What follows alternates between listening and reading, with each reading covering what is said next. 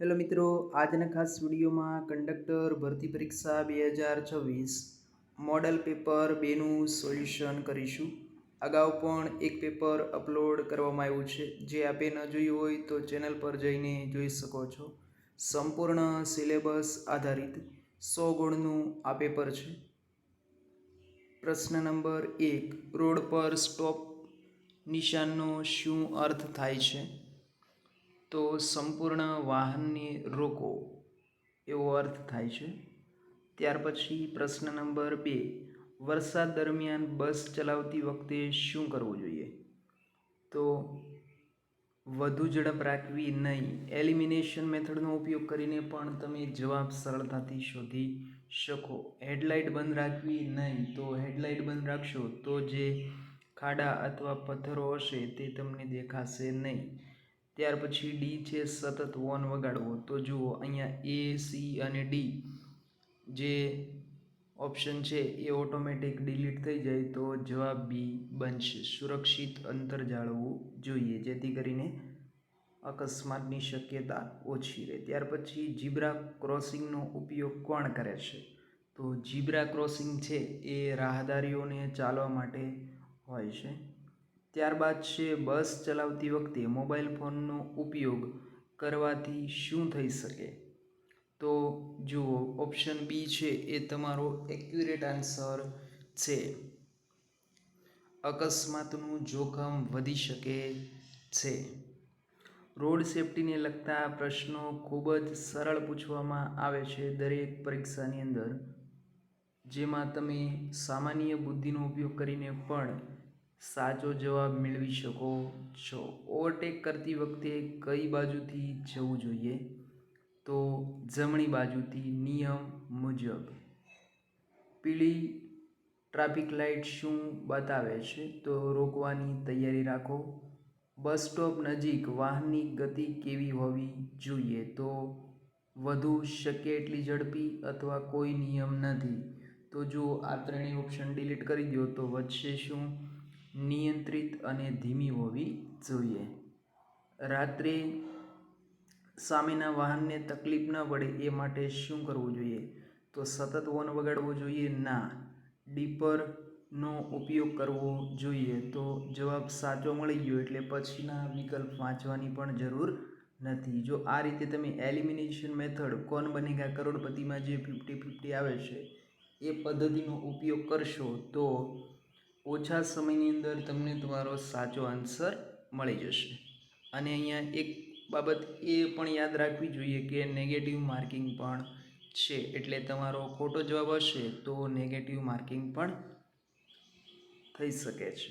માર્ગ અકસ્માતમાં ગોલ્ડન હવરનો અર્થ શું થાય છે? તો અકસ્માત પછીનો પ્રથમ મહત્વનો સમય. કંડક્ટરે મુસાફરોને બસ ચાલતી હોય ત્યારે શું સૂચના આપવી જોઈએ? તો દરવાજા પાસે ઊભા રહો. ના, એનાથી અકસ્માત કે પડી જવાની શક્યતા રહે છે. હાથ બહાર કાઢો નહીં. સલામતીથી બેઠા રહો અને પકડ રાખો. તો આ તમારો એક્યુરેટ આન્સર બનશે સી. ત્યાર પછી ગુજરાતનો ઇતિહાસ સામાન્ય જ્ઞાનમાંથી પ્રશ્ન છે. ગુજરાતની સૌથી ઊંચી ચોટી કઈ છે? તો ગિરનાર છે એ સૌથી ઊંચો પર્વત ગણવામાં આવે છે. આ પ્રશ્નો પણ અગાઉના બધી જ પરીક્ષા જે ક્લાસ 3ની લેવાય છે એ પરીક્ષામાં પૂછાયેલા છે. તો ગિરનાર પર્વત કયા જિલ્લામાં આવેલો છે? જૂનાગઢનો અંદર ગિરનાર આવેલો છે. ગુજરાતનું રાષ્ટ્રીય વૃક્ષ કયું છે? તો વડલો છે એને રાજ્ય વૃક્ષ તરીકેની ઉપાધિ મળી છે. ગુજરાતમાં દૂધ સહકારી ક્રાંતિ સાથે જોડાયેલી સંસ્થા કઈ છે? તો અમૂલ છે એણે દૂધમાં સહકારી ક્રાંતિ લાવવામાં મદદરૂપ બની છે. દાંડી યાત્રા ક્યારે શરૂ થઈ? તો એનો જવાબ છે 1930માં. સોમનાથનું મંદિર કયા સમુદ્ર કિનારે આવેલું છે? તો અરબી સમુદ્રના કિનારે છે. ગુજરાતમાં સૌથી મોટો જિલ્લો વિસ્તારની દ્રષ્ટિએ પૂછેલો છે તો કયો આવશે? કચ્છ જિલ્લો આવશે. નર્મદા નદી પર પ્રસિદ્ધ બંધ કયો છે? તો સરદાર સરોવર. ભારતમાં આંતરરાષ્ટ્રીય પતંગોત્સવ કયા શહેરમાં ઉજવાય છે અથવા પ્રસિદ્ધ છે? તો અમદાવાદની અંદર. ગુજરાત રાજ્યની સત્તાવાર ભાષા કઈ છે? તો ગુજરાતી. ભારતનું રાષ્ટ્રીય જળચર પ્રાણી કયું છે? તો ગંગા ડોલ્ફિન. ભારતનું રાષ્ટ્રીય ગીત કયું છે? તો વંદે માતરમ. ભારતીય બંધારણ દિવસ ક્યારે ઉજવવામાં આવે છે? તો 26મી નવેમ્બરના રોજ બંધારણ દિવસ તરીકે ઉજવાય છે. આરબીઆઈનું મુખ્ય મથક ક્યાં આવેલું છે? તો મુંબઈની અંદર. ભારતના રાષ્ટ્રધ્વજમાં અશોક ચક્રમાં કેટલા આડા સ્પોક્સ હોય છે? તો 24 આડા સ્પોક્સ હોય છે. ગુજરાતનો પ્રથમ સોલાર પાર્ક ક્યાં આવેલો છે? તો ચારંકા પાટણની અંદર. સફેદ ક્રાંતિના જનક તરીકે કોણ ઓળખાય છે? વર્ગીસ કુરિયન. કંડલા બંદર હાલમાં કયા નામથી ઓળખાય છે? તો એનું નામ બદલીને છે એ દીનદયાળ પોર્ટ રાખવામાં આવ્યું છે. વાઇબ્રન્ટ ગુજરાત આ જો કરંટનો પ્રશ્ન છે, શેની સાથે સંબંધિત છે? તો ઔદ્યોગિક રોકાણ અને વિકાસ સાથે. ગુજરાતની કઈ નદી પર ઉકાઈ બાંધવામાં આવ્યો છે? તો ઉકાઈ ક્યાં છે? સુરતમાં. તાપીની ઉપર ઉકાઈ ડેમ છે, તો તાપી. કમ્પ્યુટરનું ફૂલ ફોર્મ, એમાં સીપીયુનું પૂરું નામ શું છે? આ ઘણી જ પરીક્ષાની અંદર પૂછાયેલો છે. એ પછી જીસેટની પરીક્ષા હોય, ક્લાસ 3ની કોઈ પણ પરીક્ષા હોય, તો દરેક પરીક્ષામાં સીપીયુ વિષયનો એક પ્રશ્ન ફરજિયાત હોય છે. તો એનું પૂરું નામ છે કંટ્રોલ પ્રોસેસિંગ યુનિટ. નીચેનામાંથી કયું ઓપરેટિંગ સિસ્ટમ છે? તો વિન્ડો 11 છે એ ઓપરેટિંગ સિસ્ટમ છે. કોમ્પ્યુટરની ટેમ્પરરી મેમરી કઈ છે? તો રેમ છે. RAM એ ટેમ્પરરી મેમરી છે. MS એક્સેલમાં ફોર્મ્યુલા હંમેશા કયા ચિહ્નથી શરૂ થાય છે? તો ફોર્મ્યુલા છે એ હંમેશા ઇક્વલ ટુ એટલે કે બરાબરના સિમ્બોલથી શરૂ થાય. સેવ કરવા માટેની શોર્ટકટ કી MS વર્ડમાં કઈ છે? તો Ctrl+S. જો શોર્ટકટ કીમાં જે પહેલો શબ્દ આવતો હોય એ જ મોટે ભાગે હોય છે, તો સેવ છે તો પહેલો અક્ષર કયો આવશે? S. તો Ctrl+S. ઇન્ટરનેટ પર માહિતી શોધવા માટે કયું સર્ચ એન્જિન વપરાય છે? તો ગૂગલ. ઇન્ટરનેટ ઉપર કોઈ પણ માહિતી તમારે પ્રશ્ન શોધવો હોય કે કોઈ જવાબ જોતો હોય તો આપણે ગૂગલને પૂછીએ છીએ, એટલે શોધવા માટેનું એન્જિન કયું છે? ગૂગલ. ઈમેલ એડ્રેસમાં શું બતાવે છે? તો ડોમેઇન અને યુઝરનેમનું વિભાજન બતાવે છે. પેન ડ્રાઈવનો ઉપયોગ મુખ્યત્વે શા માટે થાય છે? તો ડેટા સંગ્રહ અને ટ્રાન્સફર કરવા માટે. કોઈ પિક્ચર છે, કોઈ ફાઇલ છે, એને રાખવા માટે પેન ડ્રાઈવ વપરાય છે. ત્યાર પછી કોમ્પ્યુટરના ડિવાઇસમાંથી પણ પ્રશ્ન પૂછાય છે કે કયું ઇનપુટ ડિવાઇસ છે અને કયું આઉટપુટ ડિવાઇસ છે. તો અહીંયા તમને પૂછેલું છે કયું આઉટપુટ ડિવાઇસ છે? તો સ્પીકર છે એમાંથી અવાજ બહાર નીકળે છે એટલે એ આઉટપુટ ડિવાઇસ કહેવાય. પછી WWનું પૂરું નામ શું છે? તો વર્લ્ડ વાઇડ વેબ. ત્યારબાદ કોમ્પ્યુટરની અંદર વાયરસ શું છે? તો એક નુકસાનકારક સોફ્ટવેર છે. એન્ટીવાયરસનો મુખ્ય ઉદ્દેશ શું છે? તો કે વાયરસથી સુરક્ષા મેળવવી. PDFનું ફૂલ ફોર્મ શું થાય? તો portable document format. Google drive શું છે? તો એક પ્રકારનું કોલ્ડ સ્ટોરેજ છે. જેમ અનાજ રાખવા માટે પણ સ્ટોરેજ રૂમ હોય એમ એક પ્રકારનો સ્ટોરેજ રૂમ છે. ત્યાર પછી OPTનો અર્થ શું થાય? One time password. એક જ વખત આવે છે, બીજી વાર આવે તો એ બદલાઈને આવે છે એટલે એને વન ટાઈમ પાસવર્ડ કહેવાય. નીચેનામાંથી કયું સોશિયલ મીડિયા પ્લેટફોર્મ છે? તો વોટ્સઅપ, હા એ પણ છે. ઇન્સ્ટાગ્રામ અને ફેસબુક આ તમામ સોશિયલ મીડિયાના પ્લેટફોર્મ છે. કોમ્પ્યુટરમાં ડિલીટ કરેલી ફાઇલ સૌથી પહેલાં ક્યાં જાય છે? તો એ રિસાયકલ બિનમાં જાય છે. વેબસાઇટનું સરનામાને શું કહેવામાં આવે છે? URL તરીકે ઓળખવામાં આવે છે. ત્યારબાદ છે સાયબર ક્રાઇમનો સંબંધ કોની સાથે છે? તો કોમ્પ્યુટર અને ઇન્ટરનેટની મદદથી જે ગુના થાય એને સાયબર ક્રાઇમ તરીકે ઓળખવામાં આવે છે. નીચેનામાંથી કયું એક વેબ બ્રાઉઝર છે? તો મોઝિલા ફાયરફોક્સ છે એક પ્રકારનું વેબ બ્રાઉઝર છે. ત્યાર પછી સત્ય શબ્દનો વિરોધી શબ્દ કયો? તો અસત્ય. ગુજરાતી વ્યાકરણમાંથી પણ ખૂબ જ સરળ પ્રશ્નો પૂછવામાં આવે છે. ગરીબનો સમાનાર્થી કયો? તો નિર્ધન. આંખનું તારું રૂઢિપ્રયોગનો અર્થ શું થાય? તો આંખનો તારો છે આપણે એવું કહીએ છીએ તો ખૂબ વહાલો છે. ઊંટના મોઢે જીરું કહેવતનો અર્થ શું છે? તો જરૂરિયાત કરતાં ખૂબ ઓછું મળવું. કમળ જેવું મુખ કયા અલંકારનું ઉદાહરણ છે? તો મુખને કમળની ઉપમા આપેલી છે એટલે ઉપમા અલંકાર થશે. સુંદર શબ્દ કયા પ્રકારનું વિશેષણ છે? તો ગુણવાચક. બાળકનું એકવચન શું થાય? બાળકોનું એકવચન શું થશે? બાળકો. ત્યાર પછી જોડણીની અંદર જુઓ કઈ જોડણી સાચી છે? તો એ જવાબદારી. હું કાલે અમદાવાદ જઈશ. આ વાક્ય જવાની ક્રિયા બતાવે છે, હજી ગયા નથી. તો ભવિષ્યમાં જવાનું કહે છે એટલે ભવિષ્યકાળ.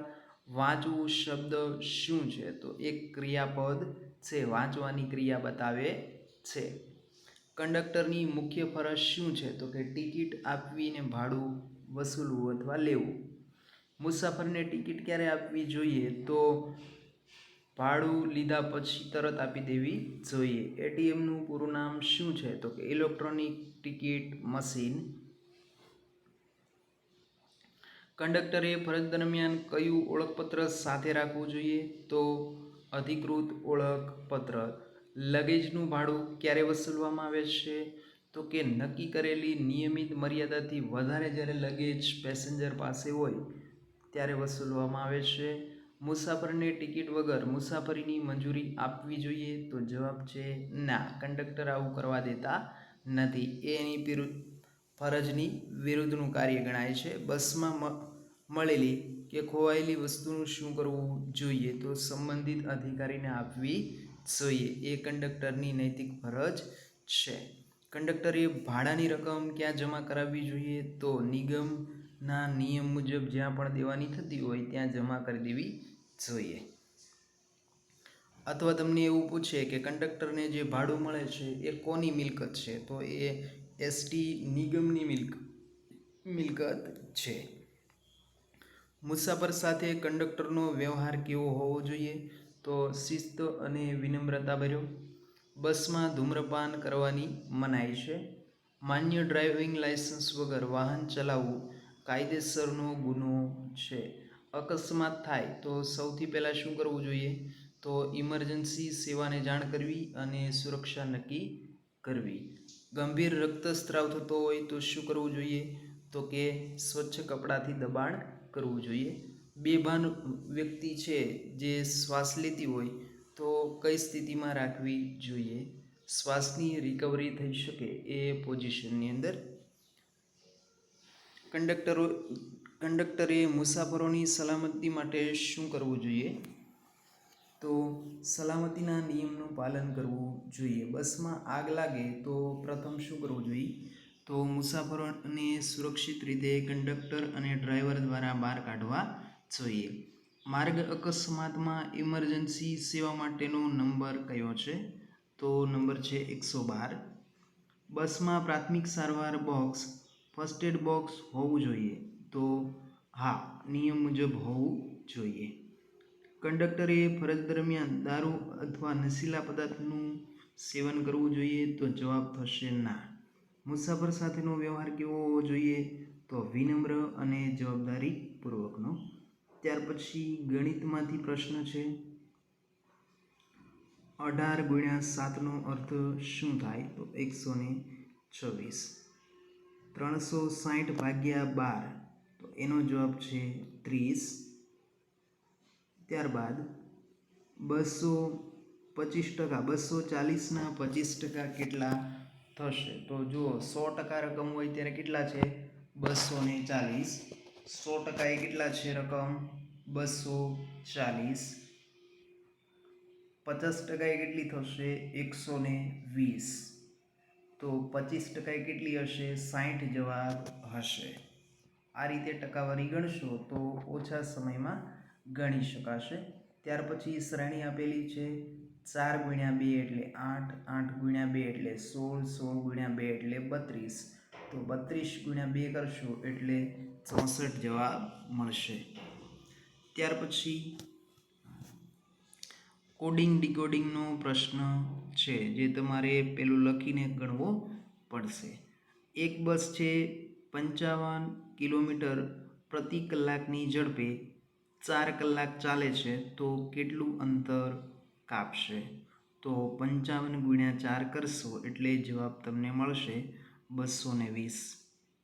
એક વર્ગમાં 40 વિદ્યાર્થીઓ છે તેમાં 60% છોકરાઓ છે તો છોકરીની સંખ્યા કેટલી છે? જો એક વર્ગની અંદર 40 વિદ્યાર્થી છે તો 40ના 60% કરો એટલે છોકરાઓની સંખ્યા મળી જાય અને બાકીની સંખ્યા શું હશે? 40%. ચોકે ચોકે 16 એટલે 16 છે એ છોકરીઓની સંખ્યા હોય. 3નો વર્ગ 9 થાય તો 5નો વર્ગ કેટલો થશે? 25. જો અહીંયા વર્ગ આપેલા છે. ત્યાર પછી ફરીથી કોડિંગ ડીકોડિંગ છે. ત્યારબાદ 2, 6, 12, 20 અને 30. તો જુઓ તફાવતની પદ્ધતિએ જોઈએ તો 2 તારીને 6, 6 દુ 12. બરાબર, એ રીતે પ્લસ કરતા જઈએ. 2માં 4 નાખો તો 6, 6માં 8 નાખો તો કેટલા થશે? જુઓ એ રીતે આગળ ગણીએ તો છેલ્લો આંકડો આવશે 10 અને પછી 12 એટલે 30 + 12 કરો તો 42 થઈ જશે. ત્યાર પછી કરેક્ટ આર્ટિકલ શોધવાનો છે. તો ઈ આવતો હોય તો જવાબ શું બને? એ અથવા ઈ આવતો હોય તો અનઆર્ટિકલ આવશે. સી ઇઝ ખાલી જગ્યા કોફી એવરી મોર્નિંગ તો ડ્રિંક્સ આવશે. બ્રેવ, બ્રેવનું ઓપોઝિટ શું થશે? ફિયરફુલ એટલે ડરેલો. સાચો સ્પેલિંગ જોવાનો છે એન્વાયરમેન્ટનો તો એ આવશે. ત્યાર પછી ધે ખાલી જગ્યા વોચિંગ ટેલિવિઝન નાવ તો આર આવશે ધે છે એટલે. ત્યાર પછી વી વોન મેચ યસ્ટરડે. યસ્ટરડે એટલે ગઈકાલે તો ભૂતકાળ બતાવે છે તો વોન આવશે. ત્યાર પછી ધ ટ્રેન અરાઇવ ખાલી જગ્યા ટાઈમ તો ઓન ટાઈમ આવશે ON. પછી ક્વિકનું સિનોન્સ શું થશે? પાસ્ટ. ત્યાર પછી પેસિવની અંદર કન્વર્ટ કરવાનું છે. They clean the bus every day તો શું થશે એનું passive voice? The bus is cleaned every day. ત્યાર પછી યુ આર અ કંડક્ટર તો એનું શું થશે? Aren't you. જવાબ થશે ડી. ફરી મળીશું. જય હિન્દ, જય ભારત.